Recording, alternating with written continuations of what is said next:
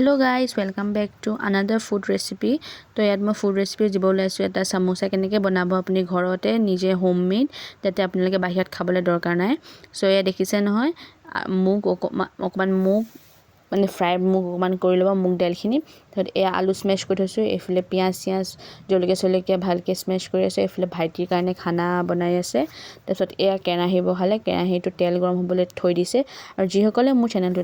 প্ৰথমবাৰ কাৰণে চাইছে প্লিজ চেনেলটো সাবস্ক্ৰাইব কৰি দিব আৰু বেল আইকনটো দবাই দিব যাতে মই যদি ফাৰ্দাৰ কিবা ফুড ৰেচিপি দিওঁ আপোনালোকে জলদি গম পাই যায় আৰু মানে ভালকৈ চাব পাৰে আৰু তো এয়া দেখিলে ন পিঁয়াজ নহৰু আদা আৰু শুকান জলকীয়াটো নহৰু আৰু আদাটো পেষ্ট অকণমান মানে থেতেলিয়াই দিছে যাতে টেষ্টটো মানে ফ্লেভাৰটো ভাল আহে তো এয়া তেলত দিলে তেলটো গৰম হৈ গ'ল তাৰপিছত সেয়া তেলত দিলে অকণমান তাৰপিছত এয়া অকণমান স্লাইট ব্ৰাউন টাইপ হোৱালৈকে অকণমান ফ্ৰাই কৰিব আৰু আপোনালোকে যদি বাদাম মটৰ বা যি খাই ভাল পায় যদি ফ্লেভাৰটো ভাল লাগে তেতিয়া আপুনি মিক্স কৰিব পাৰে মই বাদাম ভাল পাওঁ কাৰণে কেইটামান বাদাম দি দিছিলোঁ একেলগত তাৰপিছত এয়া আলু দি দিলোঁ আলু যোনখিনি স্মেছ কৰিছিলে পিঁয়াজ দি কিনি সেইখিনি দি দিলে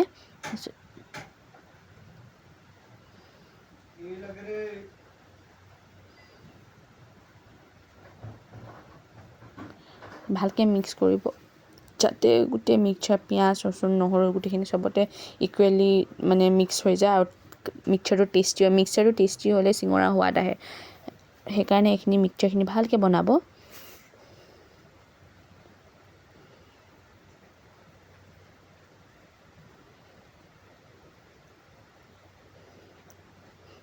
সেইটো সময়ত মানে ইমানেই টেষ্টি গোন্ধ এটা আহিছে ন আপোনালোকে যদি ওচৰত থাকিলে হয় আপোনালোকে যদি মোবাইলৰ আণ্ডাৰেদি গম পালে হয় তেতিয়া আপোনালোকে গম পালে ইমান টেষ্টি মানে গোন্ধ এটা আহিছে তাৰপিছত এয়া মছলা দিছিলোঁ প্ৰথমতে হালধি দিলে তাৰপিছত ধনিয়া পাউডাৰ অকণমান দিলে তাৰপিছত তিখালাল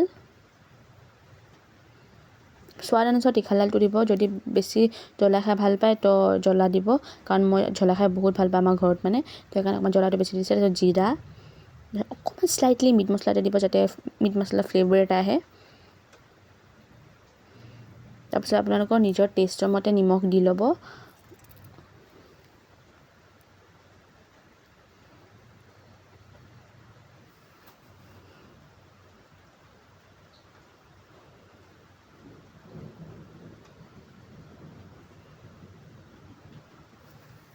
অকণমান স্লাইট মানে লাগিবলৈ দিব যাতে মানে টেষ্টটো অকণমান ভালকৈ আহে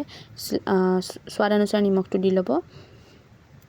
তাৰপিছত ভালকৈ মিক্স কৰিব যাতেখিনি গোটেইখিনি মছলা মিক্সচাৰ্ছবিলাক ধুনীয়াকৈ মিক্স হৈ যায় আৰু মানে আলুৰ মিক্সচাৰটো বহুত টেষ্টিকৈ আহে সেই আলু মিক্সচাৰটোৱে মেইন হয় ইনগ্ৰিডিয়েণ্ট সমোচা বনাবলৈ চ' এইখিনি মিক্সচাৰ মানে ভালকৈ বনাব আৰু ঘৰত মানে যিকোনো খাবলৈ যদি ঘৰত বনাই ন এনেই ভাল লাগে এইবিলাক বনাই কিনি ট্ৰাই কৰি চাবচোন মানে কিনাতকৈ আপুনি ঘৰত বনালে বেছি ভাল পাব মানে সেইকাৰণে আপুনি ঘৰত বনাই এবাৰ চাবচোন যদি ভাল লাগে প্লিজ ৰেচিপিবিলাক শ্বেয়াৰ কৰিব আৰু নেক্সট কি ৰেচিপি লাগে প্লিজ জনাব কমেণ্টত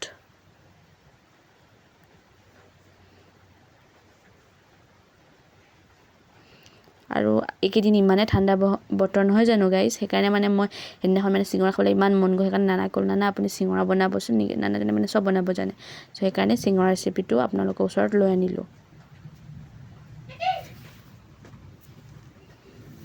এয়া মছলাখিনি ৰেডি হৈ গ'ল মছলাখিনি তাৰপিছত ঠাণ্ডা কৰিবলৈ এটা সৰু চচপেন বা কিবা এটা লৈ ল'ব তাতে আমি মছলাখিনি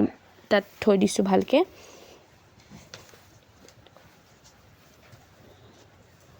ইয়াত ট্ৰেন্সফাৰ কৰি কিনে আমি ঠাণ্ডা কৰিলোঁ তাৰপিছত আপুনি আটা যেনেকৈ মানে ৰুটি বেলে সেনেকৈ বেলি ল'ব দীঘলীয়াকৈ তাৰপিছত হাফকৈ কাটি ল'ব